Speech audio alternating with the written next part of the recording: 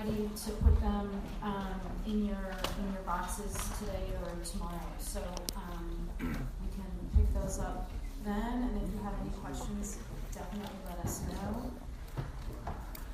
Regarding midterm grades, those of you who are in a difficult spot with a C- or a D in the class, your grades were reported early through WebStats, so make sure that you're checking your midterm grades, and if you're having problems, definitely see your TA or see me. I'm happy to meet with anyone to discuss ways of improving your performance in the class.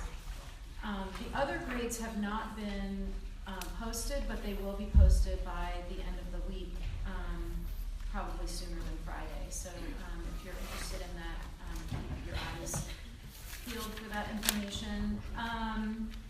A few other announcements or reminders. One is that if you miss class on Tuesday, there is no makeup for the reading exercise. So please don't badger your TA about that. There will be no makeup if you're not here. So in order to get credit for the reading exercise, you have to be present on Tuesday. And if you leave before the end of class, you will be counted absent. So just be clear on that. I wanted to announce that next week and the following week, our reading exercises are going to be moved to Thursday. Okay, so please make a note of that instead of Tuesday. All right. Trying to think if there's any other. One other thing I wanted to say is that a handful of you have asked me permission to use your computer to take notes. Others of you are using your computer and have not asked for permission to do that. So that was something that we discussed at the beginning of the semester. If you're using your computer in class and you haven't expressed permission for that, remember that that is something that we need to discuss. You need to discuss with me. The last thing is that a week from today, the next installment of the paper is due. And that is a formal analysis. Before the break, I said a few words about that and how I want you to think about the distinction between a description and an analysis. So a description tells what a building looks like. The analysis is meant for you to be selective in your discussion of the building in connection with the argument you're making in response to the question that was assigned to your, or the theme that was assigned to your section. So that might be having to do with ritual, it might be having to do with power or with structure and material. There are a variety of themes, and each section has a theme that you're meant to focus on. And I just wanted to emphasize that we impose that structure to allow you to rule out all the other things that you could be talking about. It's intended to help give you focus and discipline in your analysis. So in the analysis paper, we're not expecting you to describe an entire building or an entire site, but rather to be selective about the components of the building that you think connect it most strongly to the theme of your section. So just keep that in mind. Thursday's section is going to be a very intensive discussion of your preparation for that assignment. Note too that if you're doing an analysis, there really should not be a reliance on someone else's words. If you're doing an analysis, it really has to come from you. So there really shouldn't be a whole lot of reliance on outside sources. It should be something that you generate in your own words. Obviously, if there's material that you use from another source, you are absolutely obligated to cite it. Otherwise, you'll get a 0 on the paper. But there should be pretty minimal reliance on outside sources. And remember that you'll need to be illustrating those. You'll need to use images like photos or plan drawings of some sort. So your TAs will talk about that in more depth on Thursday, but I just wanted to mention those things so that you're thinking about them in anticipation of your meeting with your TAs. Before I launch into the material, are there any questions? Yes? You said the reading quiz is the next 2 articles on Thursday? Yes. Yep. questions? All right, well, today we're going to transition into a discussion of what we typically refer to as medieval art and architecture and culture. The word medieval, it derives from Latin related to the idea of the middle. Medius aevum, the middle age, and the question really is, what's it the middle of? What's it in between? So it's between classicism and the period after the fall of the Roman Empire, often referred to as the Dark Ages. And what comes next, which we refer to as the Renaissance. And as with all period definitions, it's a highly imprecise term. It has kind of ragged edges in terms of the date. So the beginning date, there's a lot of dispute about when the beginning date is and when the ending date is. It never ends on exactly a single date. But generally speaking, we're talking about the period between maybe 1000 CE and about 1300 CE. And I want to say a little bit about the period just to kind of set some context. Remember that this is a period of where Christianity is dominant in Western Europe. And so during this period, as we're discussing this period, we're going to be looking at a lot of churches. I try to, rather than show multiples of a single type of church, I try to kind of boil it down to one main church building so that they don't all start to run together. And use the ones that are most emblematic, that make the argument most effectively about what this period sort of stands for. So Christianity is dominant in Western Europe during this period. It's not to say that there are not other religions being practiced. Of course, there's a large and very significant Jewish population in Europe at this time. When we get to the period of the Renaissance, we'll talk about that architecture more specifically. We haven't really dealt with that yet. But it is a period that's dominated by the Christian church. For the Romanesque and the Gothic material that we're looking at in the Middle Ages, we're going to be focused on France. And so France was divided up into sort of secondary territories, but the organization of the country was feudal. So at the top you have the king, and then you have knights and lords and landholders under that, and then the people who work on the land. So it was a feudal system. It's basically a kind of pyramidal system that has the king, the lords, and the vassals, V-A-S-S-A-L. A vassal is someone who is working the land for the lord. And so this social structure and this political structure created kind of cohesiveness. That social and political economic cohesiveness tends to be an important factor when we're looking at bodies of work of architecture that are also coherent, that have a kind of consistency about them. It's a period when populations generally begin to increase in cities.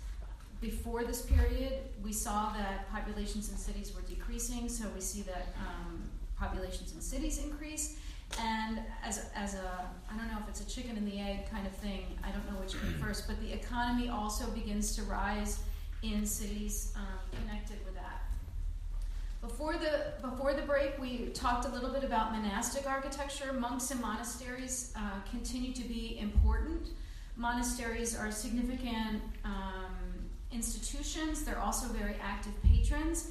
And monasteries increased their power during this time. We're going to talk a little bit about that today.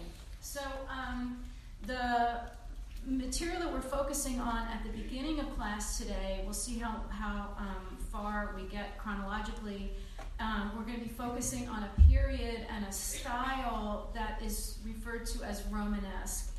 And so this is basically beginning in the late 10th century, so the 900s. As I said, this is a period of relative political stability. And I also want to mention that around the year 1000, culturally speaking, it was a critical moment You guys probably don't remember what happened when we transitioned into the current millennium. There was this sort of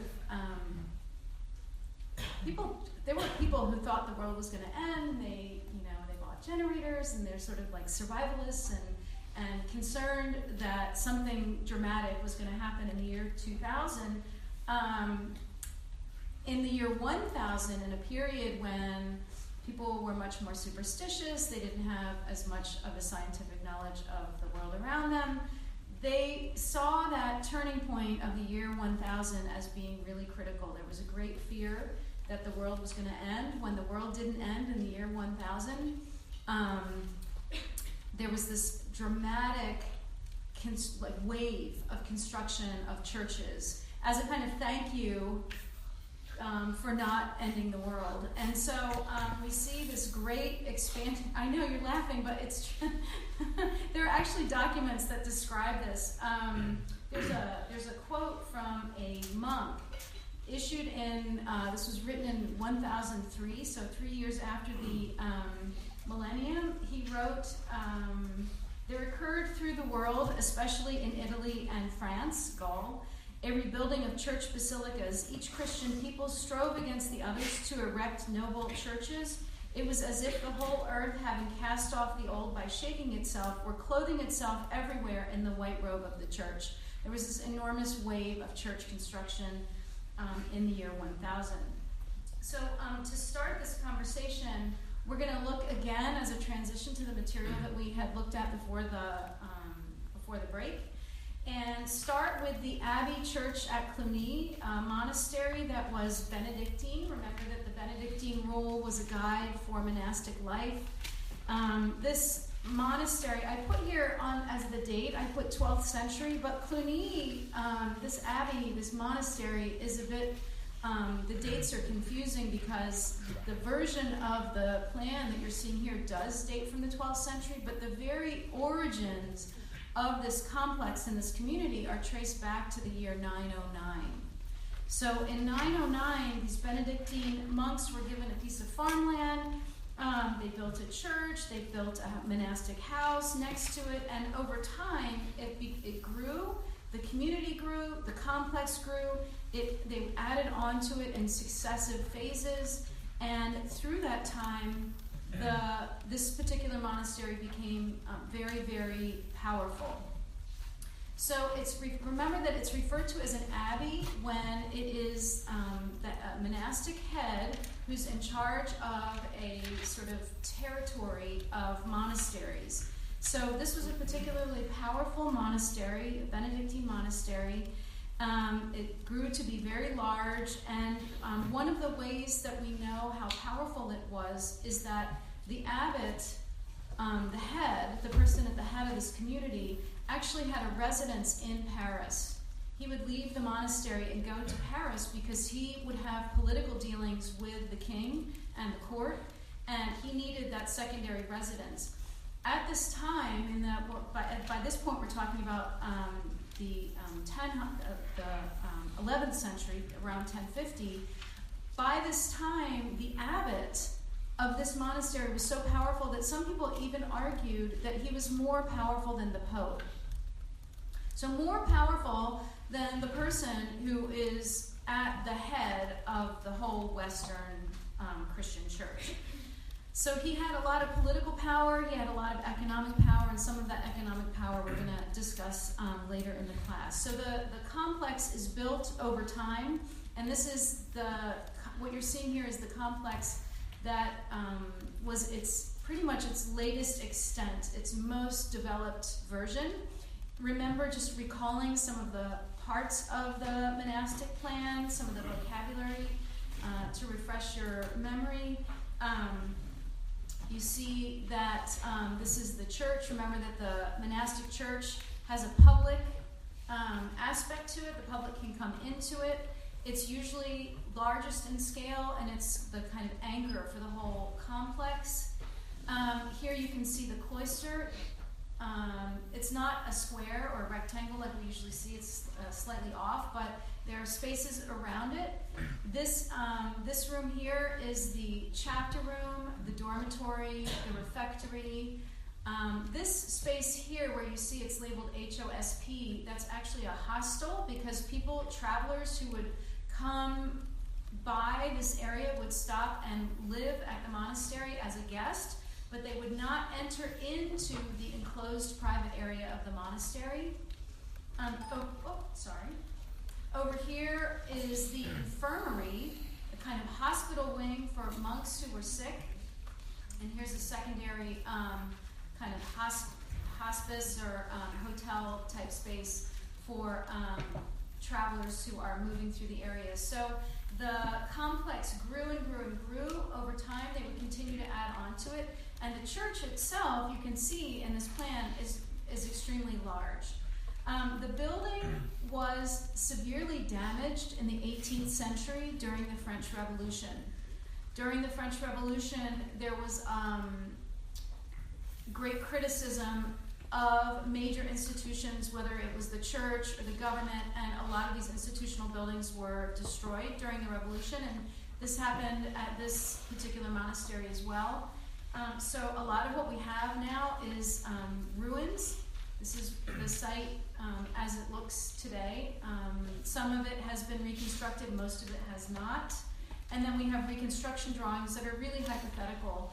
This gives you an idea of what the whole complex looked like. It actually looks a little bit like a city. It practically was its own kind of enclosed city. And then outside the walls of the monastery, a town grew up around it. Initially, when this site was founded, it was out in the countryside. It was more remote and isolated. But ultimately, a town kind of grew up around it because the complex was so large. It relied on other resources they needed to have the town. But this kind of gives you an idea of the scale of the complex. And then this is a reconstruction drawing of the church. From the 12th century, absolutely monumental, and you can see as a scale figure, there's a figure here in the middle ground to give you a sense of the scale of the building. So in referring to this complex, you'll often, when I refer to it, I tend to refer to it as Cluny. Cluny is the name of the town, Cluny, France. And to identify it, you would just call it the Abbey at Cluny. But I tend to refer to it as Cluny for shorthand. So over time, as I said, this monastery became more powerful, the complex became larger, the scale and the material and the development of the complex reflected that power of this particular abbey.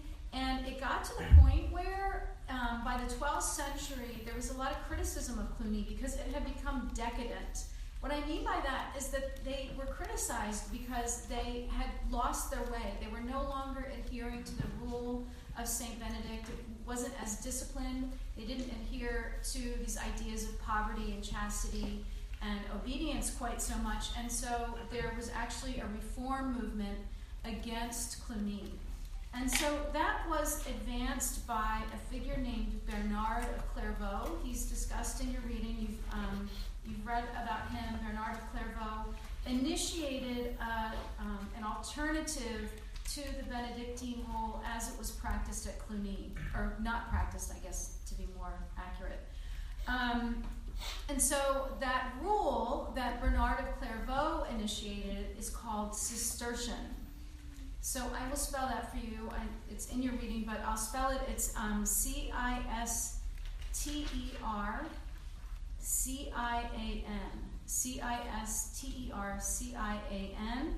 And it was a reform of the Benedictine rule dating from about 1098, initiated, as I said, by Bernard of Clairvaux. And so he proposed a monastic life and the construction of monastic complexes that were absolutely opposite of what was happening at Cluny.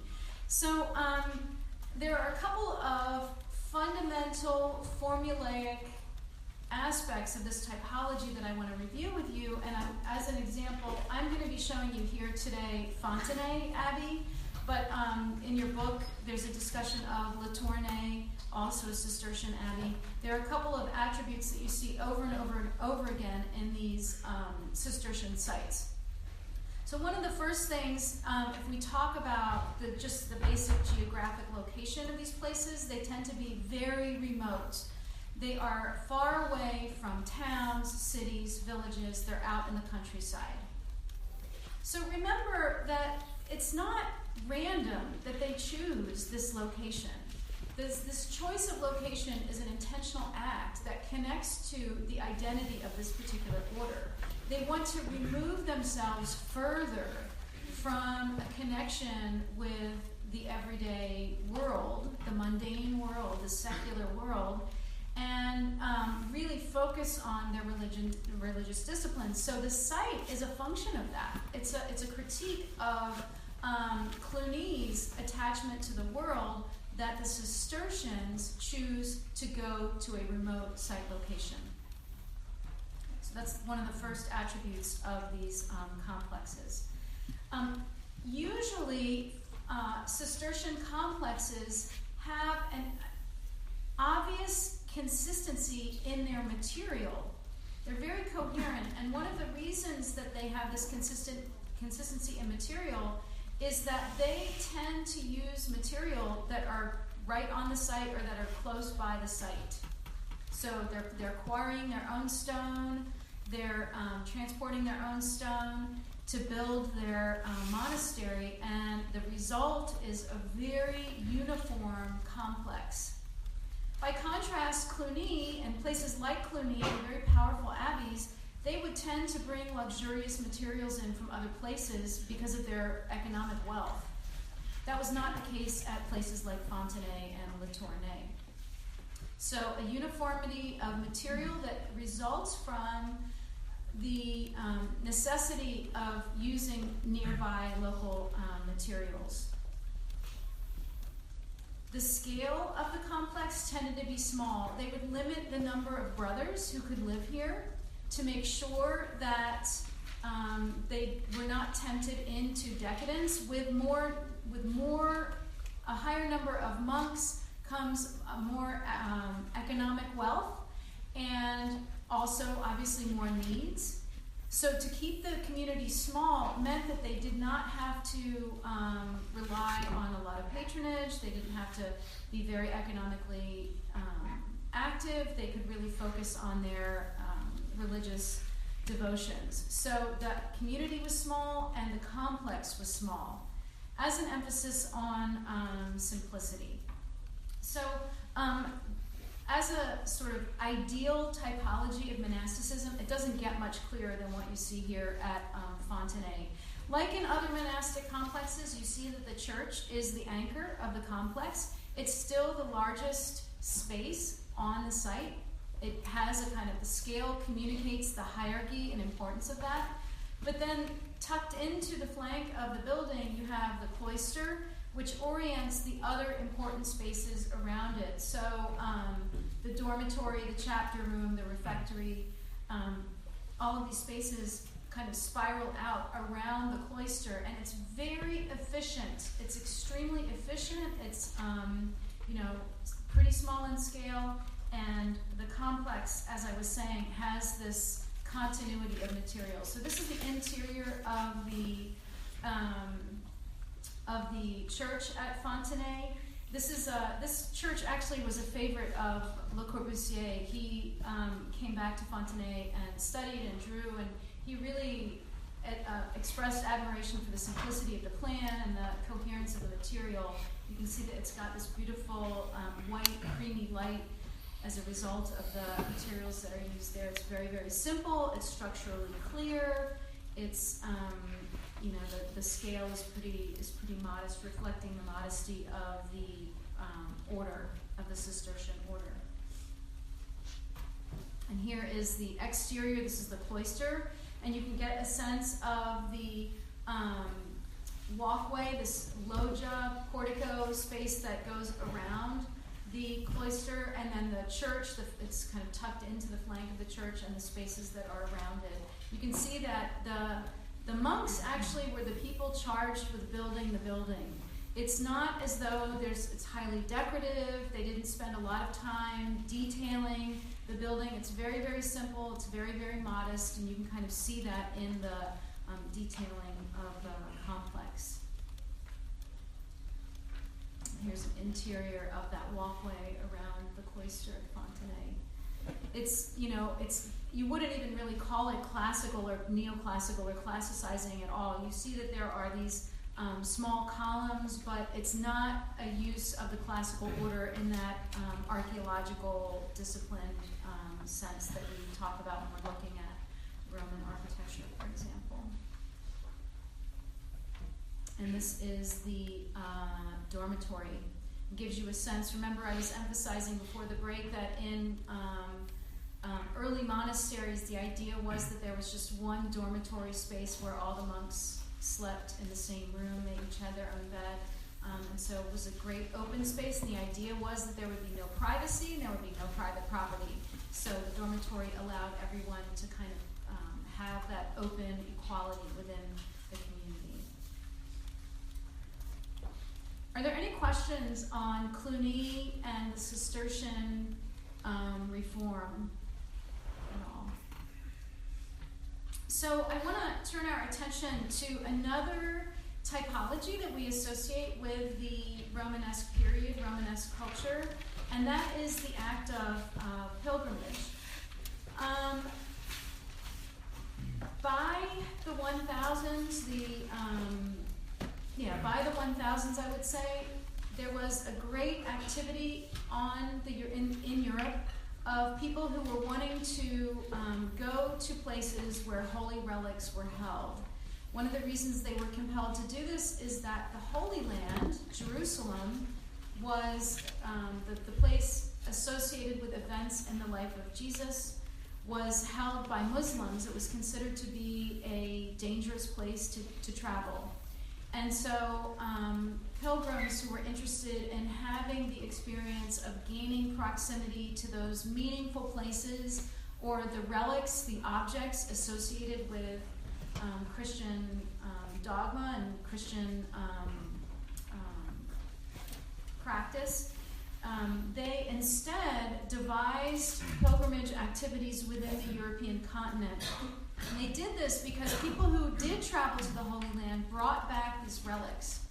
Remember that a relic is an object or a body part that is associated with a holy person. And so those objects would be brought back to Western Europe, and usually they would be installed in a church, in a chapel, and those relics would be celebrated. Christians believed that these relics had a kind of holy power by association with the person that they came from.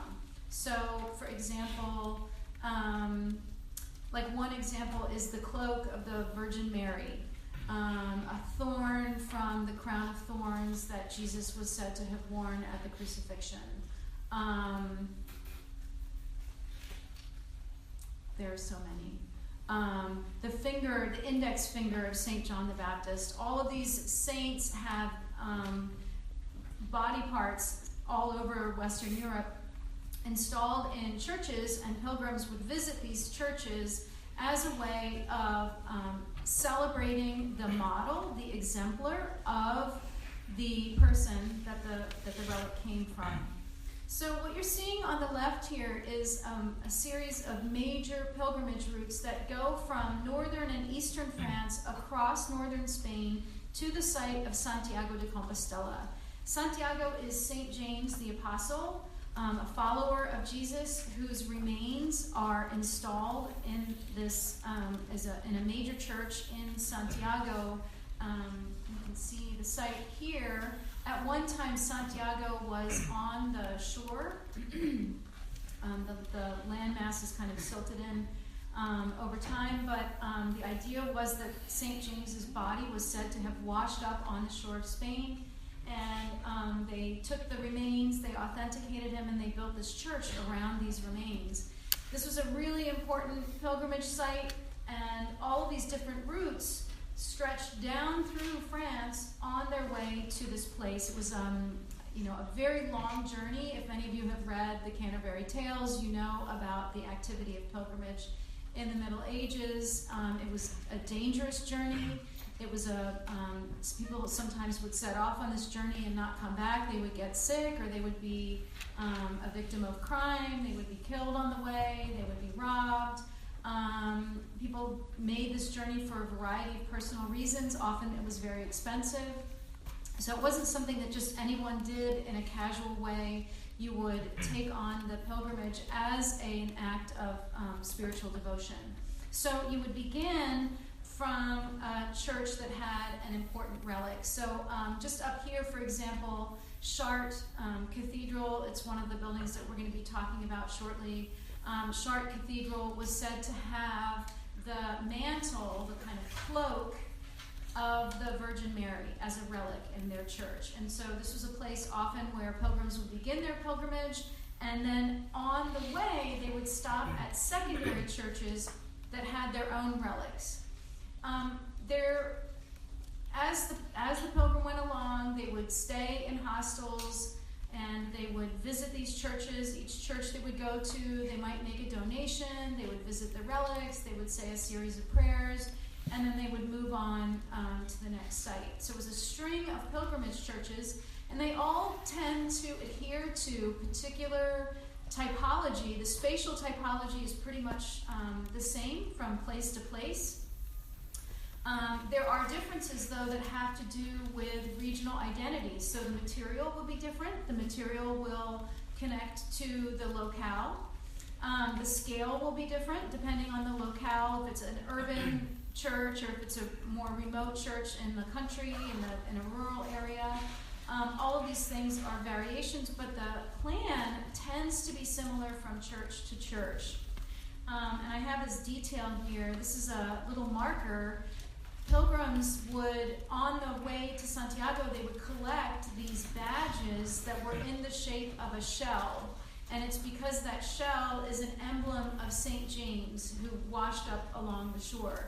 And so when a pilgrim would stop at each different pilgrimage church, they would collect one of these badges as evidence of their visit to these other churches. And along the route today, if you travel along the route to Santiago in Europe, you'll see that there are these little shells that mark the route, even like through cities and in the countryside, you'll see these markers. So all of these routes kind of stretch down through the country, across northern Spain to Santiago. Now what's interesting about this is that the route, well, there are many things that are interesting, but to me one of the things that's most interesting about that is that these routes are not random. It's not like you set off from Chartres and you decide, you think, well, I'm going to take the bypass and I'm going to go directly to Santiago and I'm not going to stop at all these other places. How do you decide where to go? Well, the fact is that during this time, there was actually a handwritten book. It was a kind of tour guide that told you where the places were along these dominant routes that went from northern France across to Santiago. And they would tell you what the church was. They would tell you what the relic was. They would tell you what kinds of prayers you should say. And they would tell you what hostel to stay at and where to eat. It was truly a guidebook. And it connected all of these pilgrimage churches along the way to Santiago. Most of these pilgrimage churches were maintained by monks. They were often associated with a monastery. And it will not surprise you probably to learn that most of these monasteries connected to this pilgrimage route were obedient to Cluny. So all of these pilgrims who were off on this trip were going to these churches, and they were giving money, and they were going there to say their prayers, and a lot of that money was being siphoned off and sent back to Cluny. Cluny authored the book. Cluny are the monks at Cluny are the people who wrote the book, telling people where to go. So obviously they privileged their own relics to increase the traffic at their pilgrimage churches along the route. So this is one of the key ways that the monks at Cluny became more and more powerful, and they became more and more wealthy. They basically constructed their own pilgrimage tourist industry.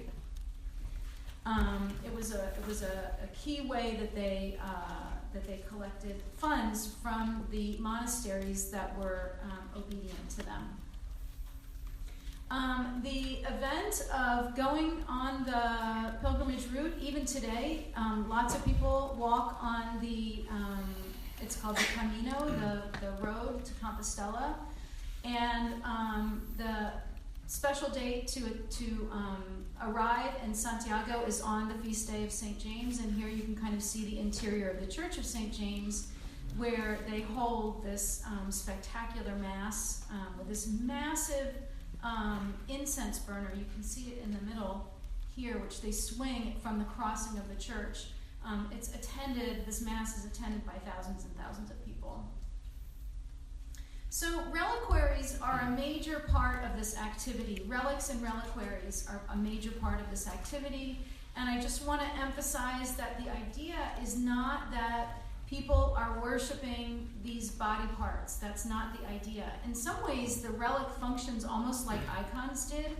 Remember when we were talking about Byzantine architecture, I talked about the icons that were intended to inspire contemplation of the activities of the person depicted in the icon. It's kind of the same with relics. Someone would visit a relic because the relic was kind of understood to maintain that holy connection with the person that it came from, but it's not like the faithful, the pilgrims would be worshiping the object itself. Once you acquired a relic, you needed to have something to put it in. You had to have a container to preserve that thing. You needed to preserve and protect it. And remember that it wasn't just something that you could put in a box and keep it in a cupboard somewhere. Because the relic was so important to Christian culture at this time, you also had to anticipate display. Because the relic would be carried in procession on particular holidays, it might be exposed to the people, and so you had to think about how you were going to display the object.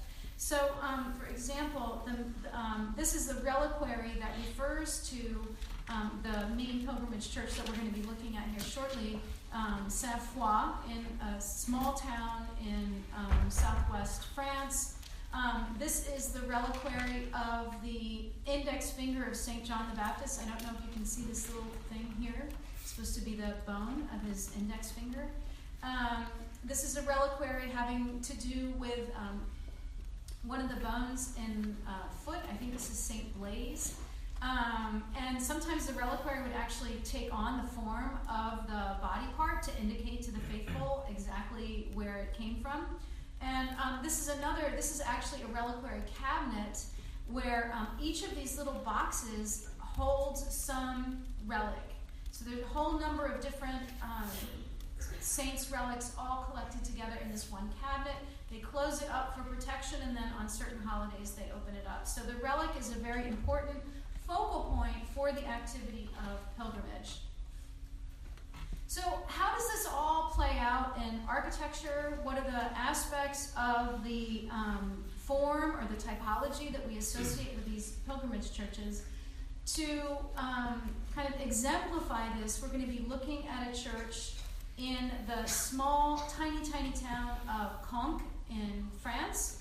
Conques is so small that even today you have to have a car to get there. It's extremely remote, and to arrive there is a drive that is over very mountainous terrain, and so going by car, you can kind of imagine people approaching it on foot or even on horseback or in a carriage.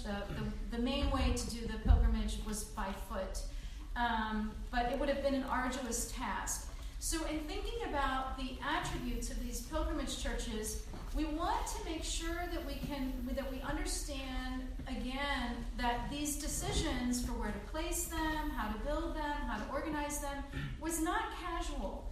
It has a lot to do with the activity of pilgrimage itself. So you want to connect those things together. the attributes with the functions or the purposes related to pilgrimage. So this first one, this idea of a remote location, that's kind of part of the typology. Even though it's not a building part, the site location is key.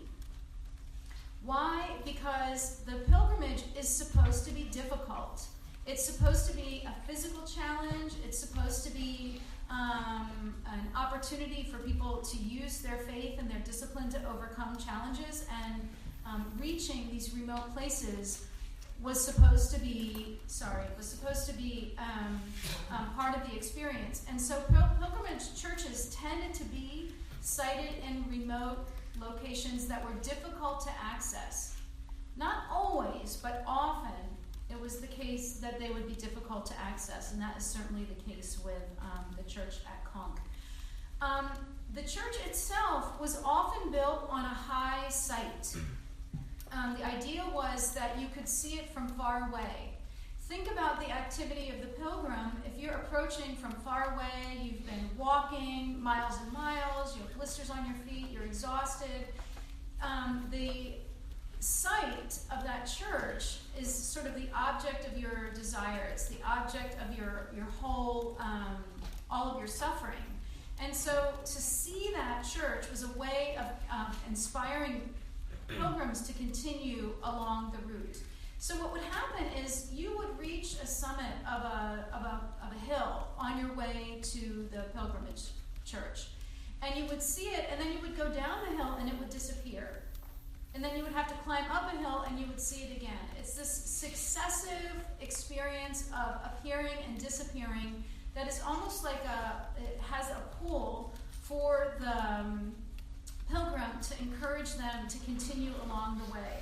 Just because you've seen it doesn't mean you've attained it. And so it encourages the pilgrim to continue. So the church itself is usually on the top of a hill. And, and in the case of Conques, what happens, you arrive at the base of the hill where the town is located, and the street that leads up through the town to the church itself, even that is a winding path where the church appears and disappears as you approach. You can kind of see it along your way, framed in between the other buildings on your way to the front, to the building itself. Once you reach the building itself, the treatment of the facade also is directly related to the function of pilgrimage. So I can't say that it's 100% the case, but I would say it's probably maybe 98%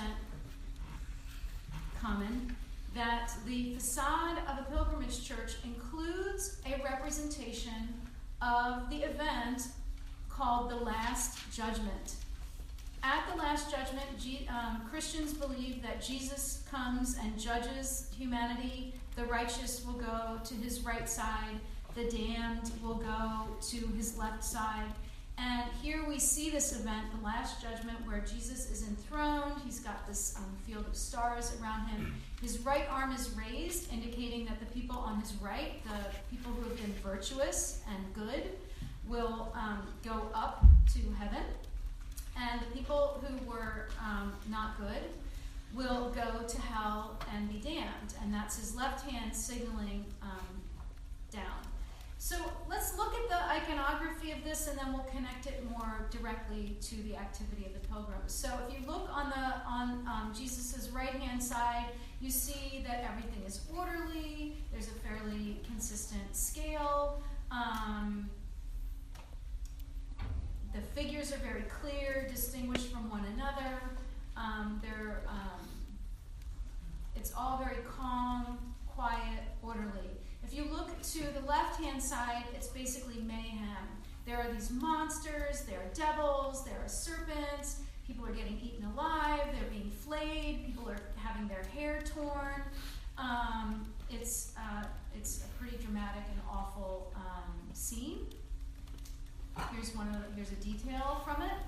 And so we have to ask ourselves, what is this meant to convey to the pilgrim who has gone on this journey who has traveled over the hills, through the valleys, up the hill to the church itself, and arrives at the door of the church.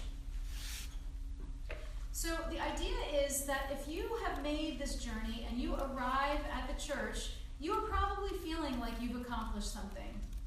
The idea of this reminder of the Last Judgment is to tell people not to be arrogant, not to be self-satisfied, not to be proud of their accomplishment, but rather, before entering into the church, they should have humility, because the argument is that at the end, regardless of what you've accomplished during your life, you're going to be judged just like everyone else. So it's a constant reminder never to give in to pride or arrogance or self-satisfaction, and to kind of keep this focus on the afterlife and the promise of the afterlife that Christians adhere to. So even the program, the sculptural program of the door of the building has to do with the experience that the pilgrims engage in. The plan at the Church of Sainte-Foy in Conques also responds to the pilgrims' activity. So if we follow from the doorway, you can see that there's a large nave, and it focuses, it has a kind of axis that runs down the nave toward the apse where the altar is. But think about the activity of all of these pilgrims. Basically, you have two things happening inside this building. One is that people are standing to attend a religious service. The other one is that people are moving through it so that they can visit the relic. So the nave has to be large, and it has to allow people to stand and attend the services, while another large group of people is passing through the building. It's a kind of traffic control, let's say, and they use the aisle which runs around the transept to the back of the building, and the relic is housed back in the farthest most chapel of the church. And so to get to the relic, to pay homage to the relic, you have to go all the way into the church and walk around the church. As you pass around the transept, you see that there are these chapels, referred to as radiating chapels, around this apse. And each of those radiating chapels, they have relics also. There are spaces where you can kind of get off. It's almost like, I think of it like a shoulder on the side of the road. It's like where you can kind of pull off out of the circulation and into the chapel. You can separate yourself from the group and have a private moment of devotion in any of these spaces around the back of the church. So even the plan is intended to kind of reinforce or respond to this pilgrimage activity. You see in this plan that there is, up above, there's this large tower space. It allows light to come into the building, kind of emphasizing the crossing, that focus toward the altar. And on the outside of the building, that tower expresses itself, again, almost like a beacon, kind of monumentalizing the building itself. So that on the outside, you can make it out very clearly from within the fabric of the rest of the town.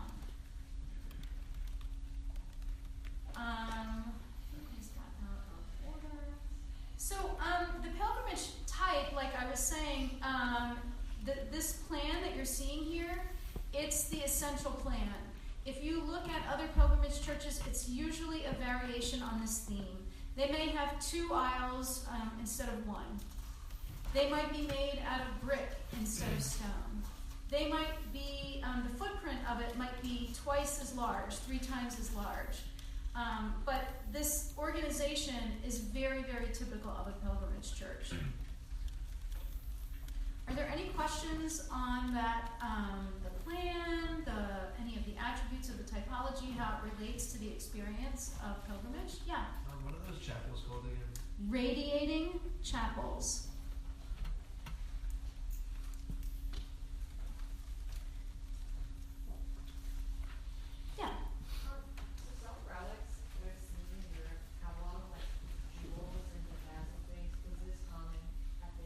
Absolutely. It was really common, and one of the reasons for that was that they wanted the reliquary to reflect how valuable that relic was to them. So they would sometimes encrust a reliquary. They would usually use gold, or they would use silver, precious metals, but they would also use gemstones to decorate it, and it was meant to kind of reflect their appreciation for it, and to kind of reflect how valuable it was to them. Really common. Other questions? So with the time that we have left today, I want to focus more on the evolution of architectural forms that lead us to the style of architecture that we refer to as Gothic. The building that I'm showing you here is still technically a Romanesque building. You notice from the date, it's fairly early in the period that we've been talking about. It's 11th century, around 1063.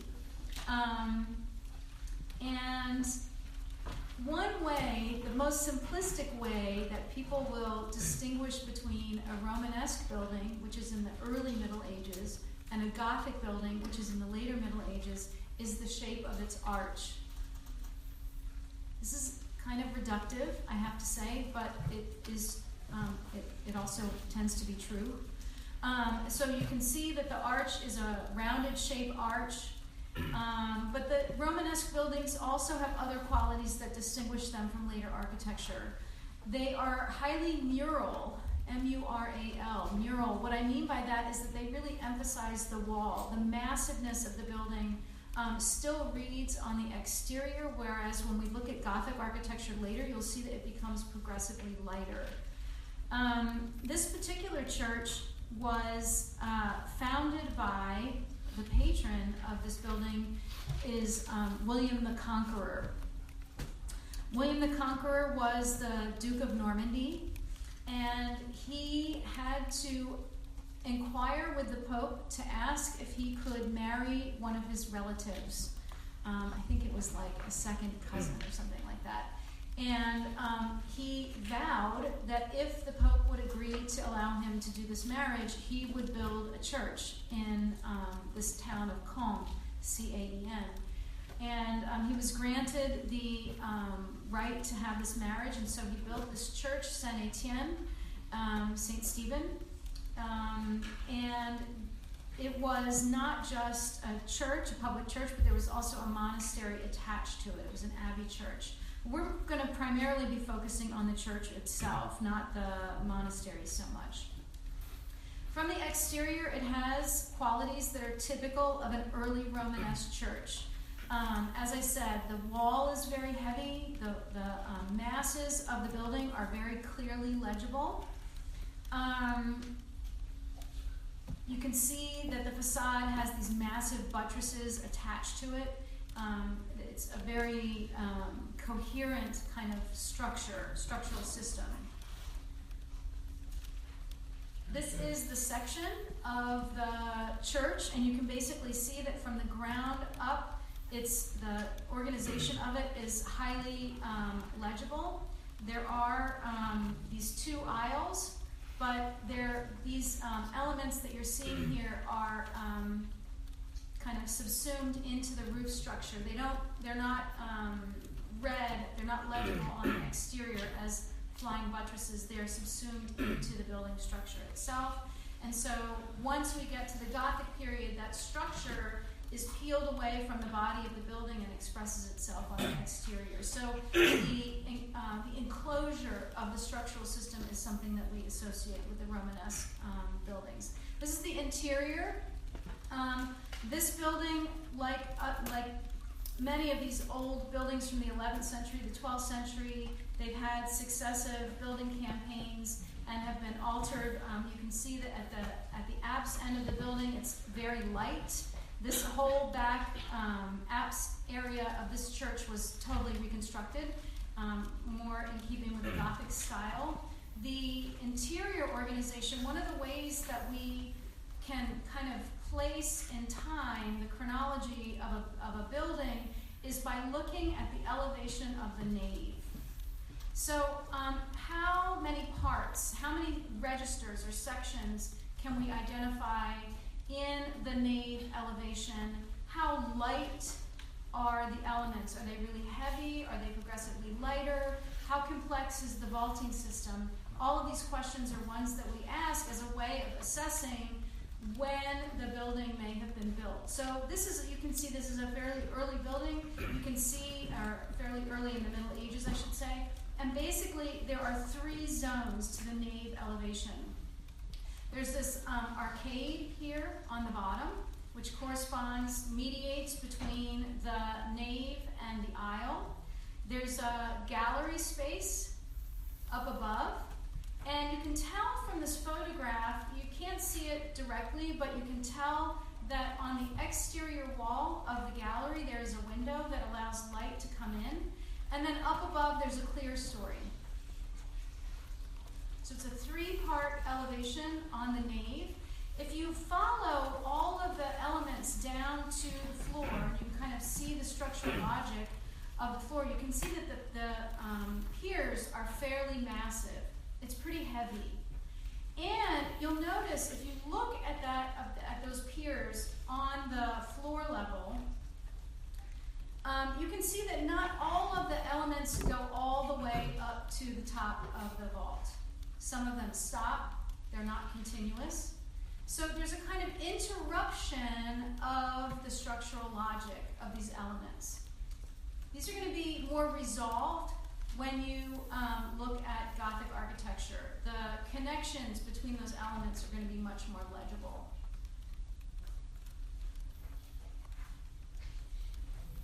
Consistent with this time period, I wanted to bring in an artifact. It's not architectural so much, but it goes to kind of speaks to our efforts to understand a contemporary culture. We've talked about pilgrimage, we've talked about monasticism, we've talked a little bit about feudalism, and how contemporary culture during this period is ordered. The difficulty is that we don't have a lot of evidence to explain to us how people understood the world around them. We have some written documents, but we don't have a lot of evidence that refers to non-religious life. People just didn't spend their time making documents or making artifacts that were of a high level that would survive. They would maybe have utilitarian objects, but not art objects that were intended to survive. So the example that I'm showing you here is a very rare example of this. This is called the Bayeux Tapestry. It is a piece of cloth that has a continuous narrative that describes William the Conqueror going to England and conquering England. And it's a piece of muslin that has been embroidered, and one of the things that's interesting about this object as an artifact that tells us about secular life is that it records all kinds of contemporary events. It shows us like scenes from warfare. It shows us modes of transportation, not just horses and carriages, but also ships. It tells us about clothing during the time. So I have a couple of details that I wanted to bring in to show you this. This is an example of a meal where you can see people gathered around a table, and there's a fish, and you have kind of a sense of the way that people ate. I don't know if you're making it out, but people only have knives because they don't yet have forks. Forks were not commonly used in the culture at this time. Here is another detail of William and his soldiers crossing the channel to go to England. Some of the details tell us a lot more about the kind of form of the shields they were using, the shape of the oars that they were using, the number of masts, and the way that they made their sails. Some of them have details having to do with like chainmail that soldiers wore. So this one is especially nice detail. This was a scene during this period when William was crossing the channel and going over into England. It coincided with an early instance of an appearance of Halley's Comet. And so that's what we're seeing here. The stella that they're referring to is this flying, they refer to it as a kind of flying star. So it is a way of kind of connecting and dating the events that were happening at this time. Obviously not realistic in terms of its representation of architecture, but it's still interesting to see which aspects of buildings and structures they decided to emphasize, telling us a little bit about the material culture of the time. So these are, we have about 10 more minutes. So in the time that we have left, I wanted to shift gears from the Romanesque, the early Middle Ages, to give an introduction to the Gothic period, the late Middle Ages. Before I leave the Romanesque, any questions? The example that I want to show you to end with today is a section of a church that is just outside of Paris, France. It's dedicated to Saint Denis, Saint-Denis. And the person who is most closely associated with this particular project is the abbot of the church. His name was Suger, S-U-G-E-R. Suger was a very powerful figure, not just because he was abbot of this monastic church, but also because he was the confessor of the King of France. He was a great advisor to the monarchy. So he was very powerful. He was also extremely learned. He wrote manuscripts extensively. And in particular, he wrote around this time about the importance of helping the faithful understand the metaphor of light in their Christian practice. Christian scripture is constantly referring to light and metaphors of light, enlightenment, having to do with Jesus and the afterlife and redemption.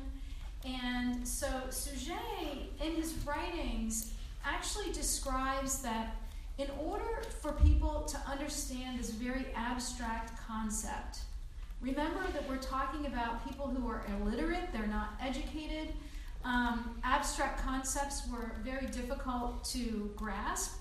Suger said in order to make this abstract concept more concrete, more easily understandable to people in their everyday Christian practice, we had to find a way, or they had to find a way, to emphasize light in the buildings, where people would go and actually conduct their Christian worship. So the question was how to get more light into the building.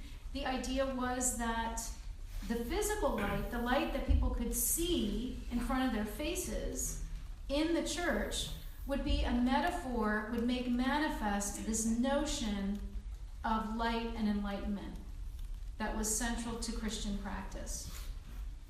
So when we talk about Gothic architecture, Suger is just one person who wrote about this idea and put it into practice in the construction of the choir end of his abbey church in Saint-Denis.